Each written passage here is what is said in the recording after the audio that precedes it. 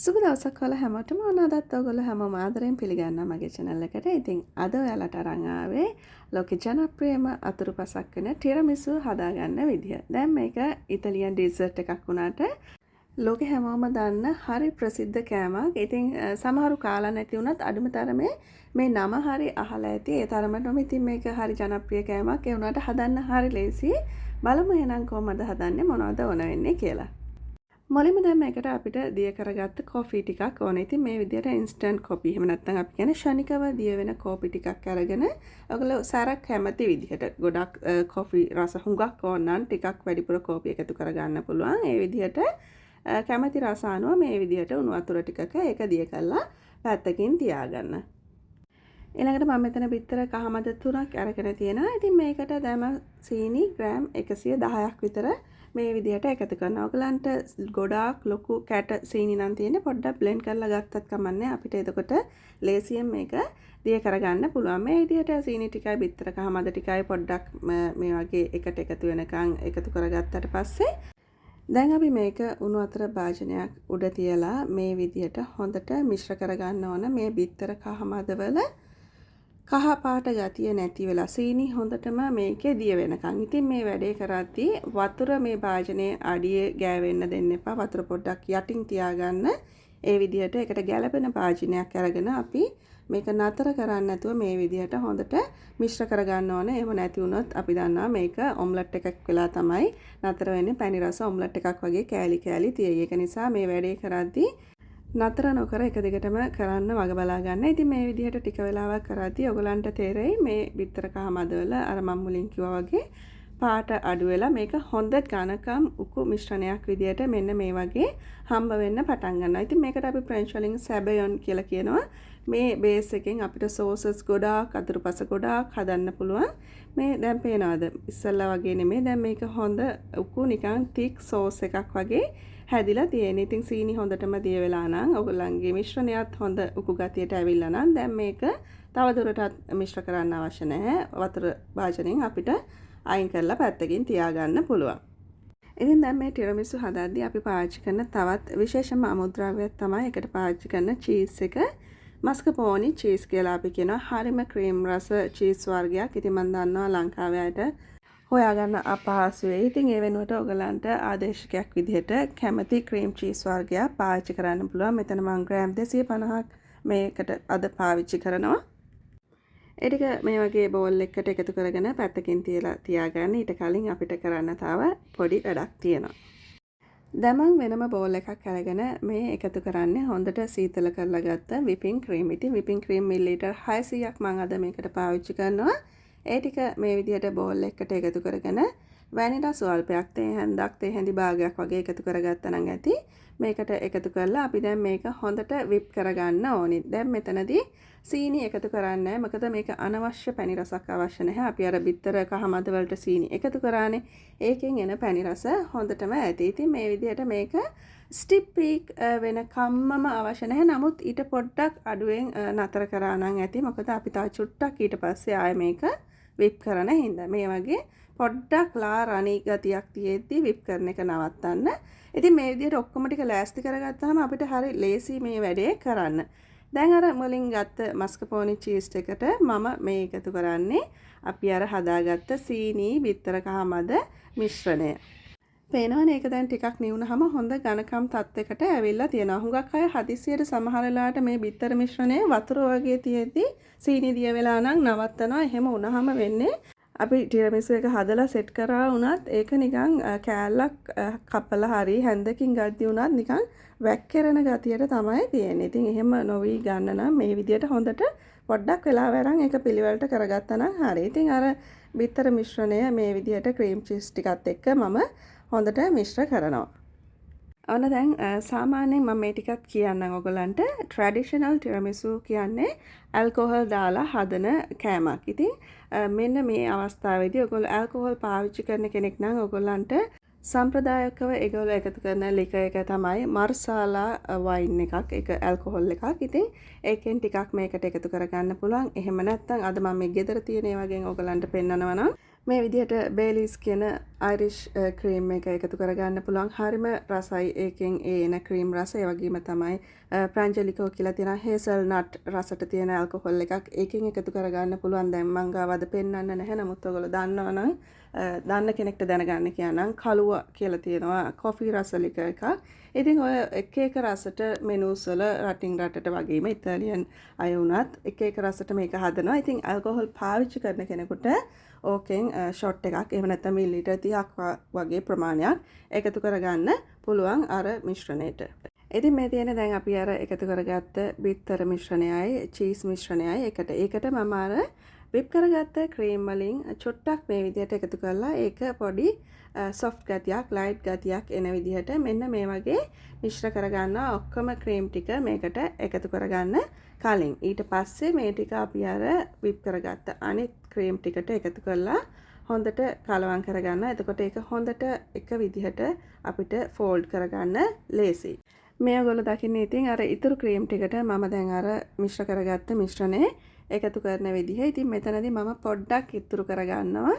ඒ මොකටද ඇල්කොහොල් පාවිච්චි කරන්න කෙනෙක් කැමති නම් එහෙම කෙනෙකුට ඒ විදිහට හදන හැටි කියලා දෙන්න. අනිත් අය තියාගන්න දෙයක් නැහැ. ඔයගොල්ලන්ගේ මිශ්‍රණය ඔක්කොම මේකට එකතු කරලා මෙන්න මේ විදිහට පොඩ්ඩක් හොඳින් ෆෝල්ඩ් කරන්න. ඉතින් මේ දේවල් හොඳට මිශ්‍ර වුණාට පස්සේ මම දැන් අර ඉස්සෙල්ලා ක්‍රීම් ටික විප් කරද්දී සම්පූර්ණයෙන්ම ස්ටිප් වෙනකම්ම බීට් කරේ නැහැ. ඊට පොඩ්ඩක් අඩු වෙන්න කරේ. ඒ මොකද මෙතනදී ආපහු තප්පර 30ක් විතර මට බීට් කරගන්න අවශ්‍ය නිසා. ඉතින් මේ දේවල් ටික හොඳට මිශ්‍ර වුණාට පස්සේ මම බීටරෙන් තප්පර 30ක් විතර මේක හොඳට බීට් කරනවා. එතකොට මේ මිශ්‍රණය හොඳ ඝනකම් තත්ත්වයට ආපහු පත් වෙනවා. ඉතින් සම්පූර්ණයෙන් ඔයගොල්ලෝ මුලින්ම ස්ටිප් කරලා බීට් කරගත්තොත් කරන්න යන්න එපා. එතකොට අපේ ක්‍රීම් ටික බටර් වෙලා මේ මිශ්‍රණයේ කෑලි කෑලි වෙලා තමයි නතර වෙන්නේ.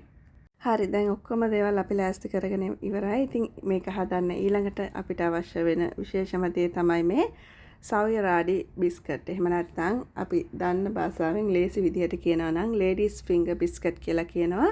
හරිම සොෆ්ට් නිකන් සීනි වටේ තවරපු බිස්කට් එකක්. ඉතින් මේක තමයි අපි ටිරමිසු හදන්න සම්ප්‍රදායිකව පාවිච්චි කරන්නේ. ඒ වගේම තමයි ඉතින් අද මම ලොකු ට්‍රේ එකක හදලා පෙන්නන්න ඕන නිසා මේ විදිහට 4 ට්‍රේ එකකට ලයිනින් එකක් දාගෙන තියෙනවා. ඉතින් දැන් මේක හදාගන්න විදිය එහෙම නැත්නම් අපි මේක ලේයර්ස් සකස ගන්න විදිය ඔයගලන්ට පෙන්නන්නම්. හරි ලේසි වැඩක් තියෙන්නේ. අපි අර මුලින්ම දිය කරලා තියාගත්ත කොෆි එකේ අපේ බිස්කට් මෙන්න මේ විදියට පොඟව ගන්න. ඉතින් එතනදිත් ගොඩ වෙලා මේ කොෆි එකේ තියන් ඉන්න දෙයක් නෑ. දෙපැත්ත ලස්සන්ට පොඩ්ඩක් පෙඟෙන විදිහට තියලා ගත්තා නම් හරි මැද්ද පොඩ්ඩක් හයිය ගතියට තිබුණත් මොකද ඒකට ටක් ගාලා අර දියර ගතිය උරා ගන්නවා මේ බිස්කට් එකට. ඒකේ විශේෂත්වය ඒකේ තමයි. ඉතින් මේ විදිහට ටක් ගාලා දෙපැත්ත පොඩ්ඩක් තෙමුණ ගමන් ඔයගලන්ට පුළුවන් මේ වගේ ගත්ත ට්‍රේ එකේ මේක තියාගන්න. ඉතින් රවුන්ඩ් ට්‍රේ එකක් ඔයගොල්ලෝ කැමති හැඩයක ට්‍රේ එකක් ගන්න පුළුවන්. බිස්කට් එක දිග වැඩි නම් පොඩ්ඩක් කපලා ගන්න පුළුවන්. මොකද පෙඟුනට පස්සේ ඒක ගානට ඒ හැඩයට අනුව ඒක සකස් වෙන හින්දා. පළවෙනි බිස්කට් ලේයර් එක මේ විදිහට අතුර ගත්තට පස්සේ දැන් අපි අර හදාගත්ත ක්‍රීම් මිශ්‍රණය මෙන්න මේ විදිහට ඒක උඩින් ලේයර් එකක් එකතු කරගන්න ඕනේ. ඉතින් මම වැඩේ ලේසි වෙන්න හින්දා මේ විදිහට පයිපින් බෑග් එකකට එකතු කරගත්තා. ඔයගලන්ට හැන්ඩකින් හරි ස්පැචුලා එකකින් හනත් මේ වැඩේ කරගන්න පුළුවන්. ඊට පස්සේ ඉතින් ඒ ක්‍රීම් ලේයර් එක උඩින් අපිට ආපහු කරන්න තියෙන්නේ අර කොෆි වල පොඟව ගත්ත බිස්කට් ලේයර් එකක් ඉස්සෙල්ලා වගේම තියාගන්න එක.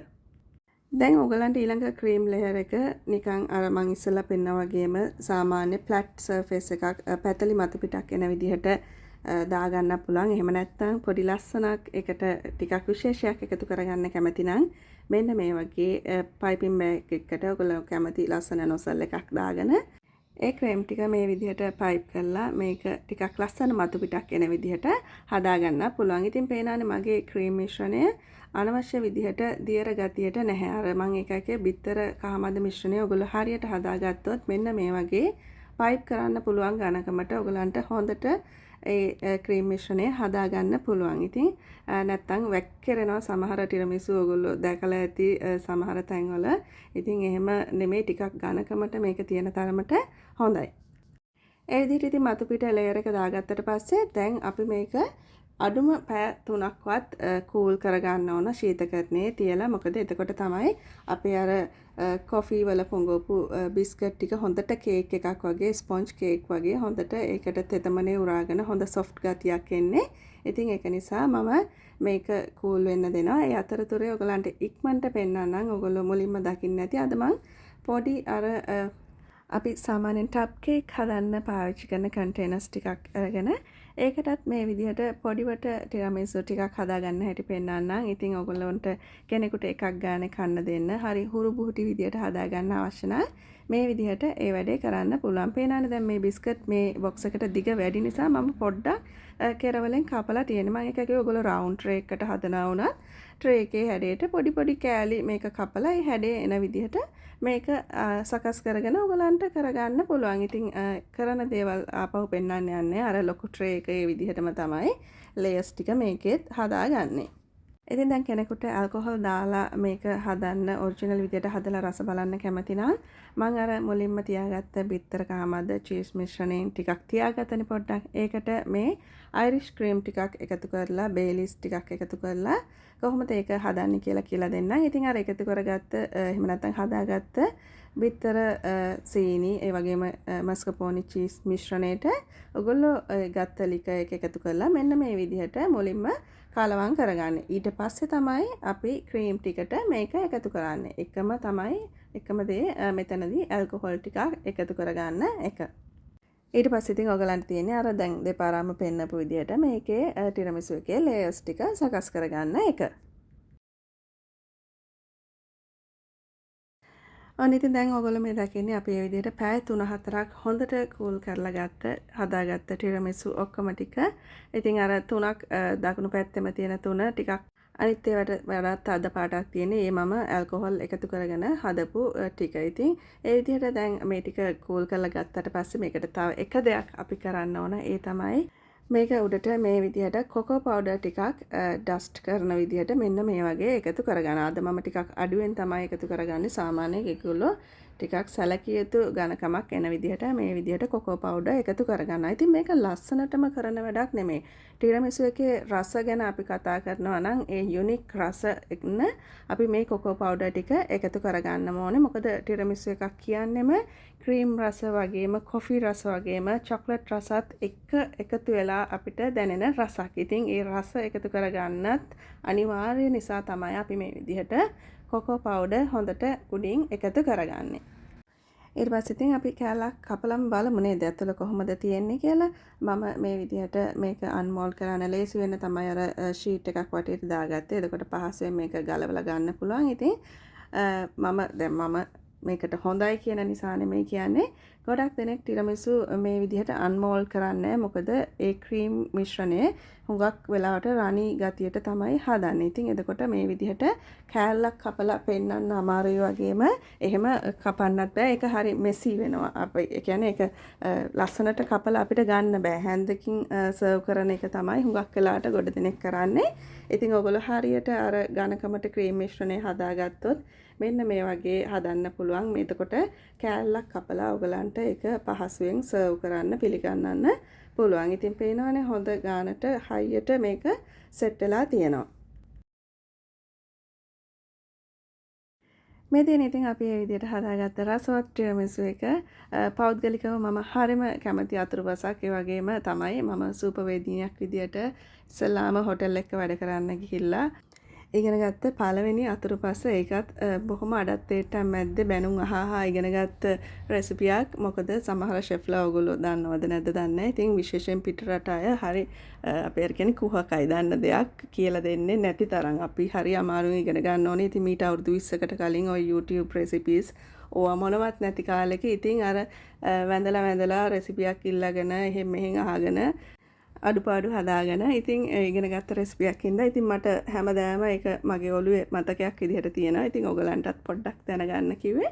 අර පොඩිවට හදාගත්ත ටික මෙන්න මේ විදිහට. ඉතින් ඒකේ පියනෙන් වහලා ඔයගලන්ට ලස්සනට සරස ගන්න. එහෙම නැත්නම් කාට හරි දෙන්න, විකුණන්න, පාටියකට ඕන විදිහකට ඉතින් සකස් කරගන්න පුළුවන්. ඉතින් හරිම ලේසියෙන් හදාගන්න පුළුවන් කෑමක්. මම මේ වෙලාව අරගෙන කිව්වේ ඔයගලන්ට වරදින්න නැතුව ඒක හරියට හදාගන්න අවශ්‍ය නිසා නැත්තම් මේක විනාඩි 2-3කින් උනත් හදලා පෙන්වන්න පුළුවන්. නමුත් පොඩි පොඩි දේවල් අර මං කියපු දේවල් ගැන සැලකිලිමත් වුණොත් ඉතින් මේගොල්ලන්ට මේ වගේම ලස්සනට රසට හදාගන්න පුළුවන්. එහෙනම් අදත් මාත් එක්ක එකතු වුණාට බොහොම ස්තුතියි. තවත් දවසක මේ වගේම රසවත් රෙසිපියක් අරන් ඔයගොල්ලෝ හම්බ වෙන්න එන්නම්. හැමෝටම සුබ දවසක් ප්‍රාර්ථනා කරනවා.